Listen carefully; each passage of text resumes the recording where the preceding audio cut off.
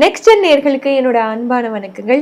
இன்னைக்கு என் கூட ஸ்ரீ சுபம் டாக்டர் விஜயகுமார் அவர்கள் தான் இணைஞ்சிருக்காங்க. வணக்கம் சார். வணக்கம் மேடம். எப்படி சார் இருக்கீங்க? நல்லா இருக்கீங்களா? நல்லா இருக்கேன் சார். இந்த ஆடி மாசத்துல உங்களை சந்திக்கிறதுல எனக்கு ரொம்ப சந்தோஷமா இருக்கு. ஏன்னா நம்ம முன்னோர்கள் ஆகட்டும், இல்ல இப்போ இருக்கிற சின்ன சின்ன கடைகளை கூட எடுத்துக்கலாம். ஆடி வந்துருச்சுப்பா, ஆடி ஆற்றல் தரும் அப்படின்னு ஆடிக்குனே ஒரு புது மதிப்பு, ஆன்மீக மாதம் கூட சொல்லிக்கலாம். ஸோ இந்த ஆடி பத்தி சொல்லிடுங்க சார் நீங்க ஃபர்ஸ்ட். ஆடி மாதம்னா ஆஃபர் மாதம் மட்டும் இல்லை, ஆன்மீக மாதம், இறை வழிபாடு கிடைக்கின்ற மாதம். இந்த வருஷம் ரொம்ப ரொம்ப ஸ்பெஷல். ஃபஸ்ட்டு இந்த ஆடி மாதத்தில் ஆடி அமாவாசை வருது. அது மட்டும் இல்லை, இன்னைக்கே கிரகணமும் வருது. இன்றைக்கி ஆடி வெள்ளி, ஆடி பூரம், அப்புறம் ஆடி செவ்வாய்க்கிழமை, அதுக்கப்புறம் வருகின்ற வரலட்சுமி நோம்பு. இது எல்லாமே என்ன சொல்ல வருதுன்னா, நம்ம வாழ்க்கையில் அடைய வேண்டியதை அடைய இறைவன் வழிவகுக்கிறான். குறிப்பாக ஒவ்வொரு மனிதனுக்கும் ஒரு தேவை இருக்குது. நல்ல குடும்பம், பொருளாதாரம், தன்னிறைவு அடையக்கூடியது. அதுக்கு நல்லதாக இருக்குது. இன்றைக்கி வாழ்க்கையில் நிறைய பேர் திருமணமாய் குழந்தை இல்லைன்னு சொல்கிறது பல பேர். திருமண உறவில் கிடைக்கலன்னு இருக்கிறது பாதி பேர். இன்னும் பாதி பேர் இருக்கின்ற உறவே சரியில்லாமல் இருக்கே, என்ன பண்ணலாம்? மாங்கல்ய பலம் இருக்குமா? நோயற்ற வாழ்வு குறையற்ற செல்வம்பாங்க. இன்றைக்கி குறைவெல்லாம் இருக்கிறது நோய் தான். அந்த நோய்க்கு ஒரு விடுகாலம் கிடைக்கணும்னா அதுக்கு இந்த மாதம், இந்த ஒரு மாதம். ஏன்னா கோச்சார ரீதியாக என்ன நடக்குதுன்னா, உத்தராயணம் தாட்சாயணம் சொல்லுவோம். இந்த பிளானட்டரி காம்பினேஷன் அப்படியே மாறுது. இதே இதில் தான் செவ்வாய் வக்ர பயிற்சி நடக்குது.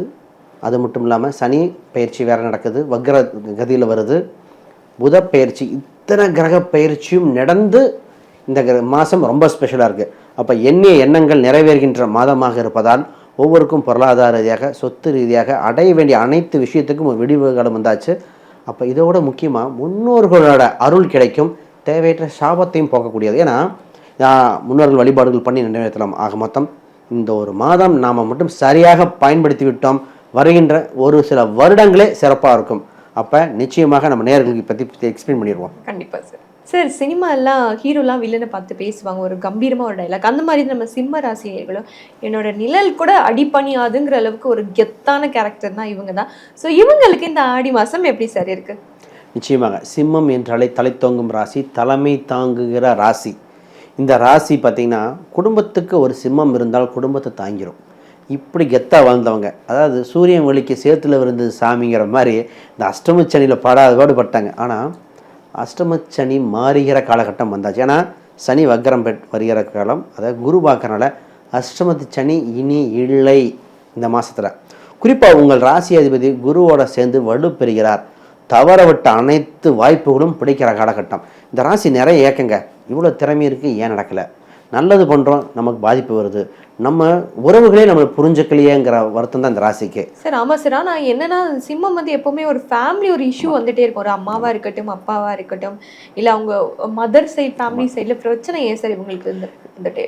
இந்த ராசி ஏன் அப்படின்னா, இந்த சிம்மம்ங்கிறது வயதில் குறைந்தாலும் அறிவில் சிறந்தவங்க. எல்லா விஷயத்தையும் முன்னாடி சமமாக அனுசரித்து போகிற ராசி.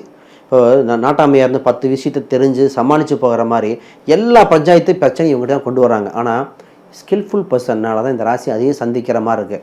செம்மம் இல்லாமல் வேறு மாதிரி இருந்தால் குடும்பமாக இருக்காது. ஆனால் இந்த ராசி அன்பர்கள் இப்பொழுது தன் உறவுகளை ஒருத்தம் புரிய வச்சு அடுத்து சரியாக வழி நடத்துகிற காலகட்டம். எக்ஸ்ட்ரா டைம் இருந்தாலும் உங்களுக்கு முக்கியமானது. ஃபர்ஸ்ட் இந்த ராசி இப்போ முக்கியமானது ஒரு சுப விரயம் இருக்குது. சுப விரயம், அதாவது விரயத்தை சுபமாக மாற்ற நம்ம கிளவர்னஸ். முதல்ல வயதானவங்க நிறைய பேர் இந்த சர்ஜரி தள்ளி போட்டதை தவிர்க்க வேண்டிய மாதம். ரொம்ப பேர் இந்த சிம்மராசிக்காரங்க சர்ஜரி அப்புறம் பண்ணிக்கலாம், இது பார்த்துக்கலாம், நம்ம மெடிக்கல் ஸ்டோரில் மருந்து வாங்கலான்னு மிஸ்டேக் பண்ணது இந்த ராசி. இப்போ தான் அவங்க சொல்லியிருக்காங்க, அடிவயிறு பிரச்சனை, லங்ஸ் சம்மந்தப்பட்ட, ஹார்ட் சம்மந்தப்பட்ட பிரச்சனை, ஒரு சிலருக்கெலாம் உடல் ரீதியாக மிகப்பெரிய யூட்ரஸ் சம்மந்தப்பட்டது, ஃபாலோபின் டியூப், இது மாதிரி நிறைய பிரச்சனை இருக்குது.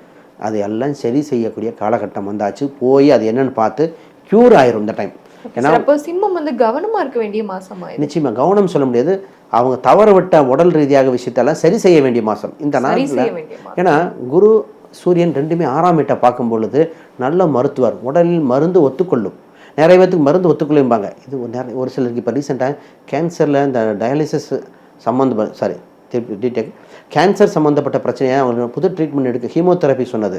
ரெண்டாவது டயாலிசிஸ் சம்மந்தப்பட்ட 2 பிரச்சனைக்கும் இப்போ தான் கொடுத்துருக்கேன், அவங்க இம்ப்ரூவ்மெண்ட்டாக உடம்பு மருந்து ஒத்துக்குன்னு சொல்கிறாங்க. அப்போ இன்னும் ஆடி மாதம் தான் இன்னும் எப்படி இருக்கும்? அவன் நிச்சயமாக உடலை க்யூர் செய்ய வேண்டியது. இந்த ராசி என்ன தெரியுங்களா, கடுமையாக உழைச்சிட்ருக்குங்க. இப்போ இந்த ராசிக்கு ப்ரமோஷன் வரும்போது மேலதிகாரிகள் மாறிட்டாங்க நிறைய பேர். ப்ரொமோஷன் வரும்போது மேலதிகாரிகள் சப்போர்ட் பண்ணலைங்க ஏக்கம் இந்த ராசிக்கு இருந்துகிட்டு இருக்குது. நிறைய ஐடி பீப்புளோட கவலையை எனக்கு கொடுத்த அந்த பேண்டிங் நம்பரில் கம்மியாக போட்டாங்க. உழைச்சது இரவு பகலாக உழைச்சிருக்கோம், கிளைண்ட்டுக்கிட்ட பிஸ்னஸை கொண்டு வந்திருக்கோம். அந்த ஒரு வருத்தம் இந்த ராசிக்கு இருக்குது. ஒன்றும் வருத்தப்படாதீங்க. இப்போ திடீர் ஆஃபராக ஆடி ஆஃபர் மாதிரி என்ன நடக்குதுன்னா, புது புது உங்களோட திறமை மேலே புரியுது. இந்த ராசிக்கு புது வேலை கிடைக்க போகுதுங்க. ஒன்று வேறு கம்பெனி மாறலாம், வெளிநாடு சம்மந்தப்பட்டது ட்ரை பண்ணலாம், இல்லை புதுசாக தொழில் தொடங்கக்கூடிய காலகட்டம் வந்திருக்கு. ஒவ்வொரு ராசி அடிப்படையில் மாறும். இந்த ராசிக்கு இப்போ என்ன ஒரு டயலமானா, வேலை எடுத்தால் ஜெயிச்சுருவோமா, புது வேலை ரைட்டாக, இந்த வேலையை விட்டுட்டு வேறு ஜாப் சர்ச் பண்ணுறதா நம்பர் 1.